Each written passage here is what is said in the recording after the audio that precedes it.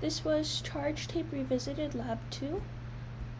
These are the goals: the excess charge on one piece of the charge tape, since the charge is uniformly distributed in this part of the lab, to find that excess charge and then simulate interaction with the computational model. The findings were that the charge is a net positive charge, and this was the estimated charge of the tape based on uniformly distributed charge and magnitude of electric force and magnitude of gravitational force. So these are the key principles based on Newton's second law, change in momentum over change in time, and the gravitational force, which is negative mg in the y direction. So basically, the observation point was perpendicular to the charged tape on the center, and this r equals the separation distance, and L is the length of the tape, and that was subbed into the electric field of a rod. It was only an estimation since the tape of the system was treated as a point charge. So this was the electric force equation to calculate that, and then these are the key assumptions: that the charge is evenly distributed across the tape, air resistance is ignored, and both tapes have the same amount of charge.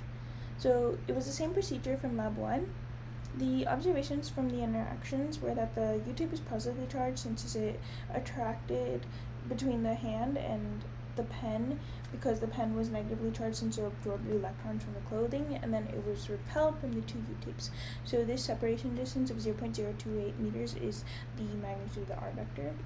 Then this was the free body diagram, so you can see that the net forces are 0. The system is a suspended U-tape, and the surroundings the held U-tape and Earth. This was the experimental data.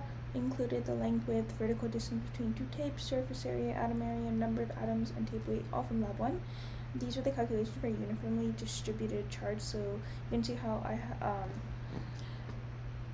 isolated Q to solve for it with the equations that the magnitude of the gravitational force equals the magnitude of the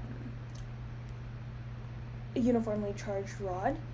Those both net forces canceled out, so they were equal to each other and equal and opposite, and so I solved for Q using these equations. And Q was estimated to be 2.575 times 10 to the negative 8th. These are the computational model constants subbed in there, and then this was the electric field function into the computational model. This was how we found the net force in the computational model. These are the arrows that calculated, so just to put them to scale and to show what is happening on the computational model for the different net forces and electric fields. So as you can see, the upper white arrow and the down yellow arrow, they're opposite and equal, so those net forces canceled out, and then the green arrow is the electric field from the uniformly distributed charge rod, and these were the magnitude of electric force and magnitude of gravitational force.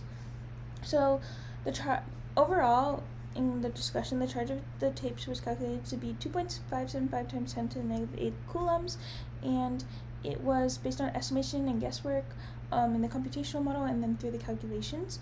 These are the deficient electrons calculated from lab 1. The magnitude of the gravitational force is equal to the magnitude of electric force seen from lab 1. And then possible sources of error were inaccurate measurements in lab 1, such as like measuring length and width. Held U-tape was not parallel to the suspended U-tape, causing an inaccurate R magnitude and rounding errors.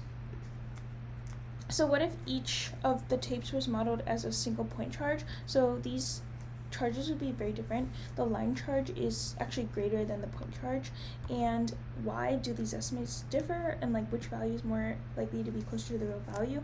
So clearly the line charge is more likely to be closer to the real value, just because it's factoring in the entire length of the tape instead of just like a point, since the tape is not an actual point in real life. And it's why do they differ? It's different due to uniformly distributed charge versus the point charge, and the line charge model is more accurate since it incorporates a more lifelike tape, considers the actual length, which is similar to real life since everything is not a point charge. Thank you.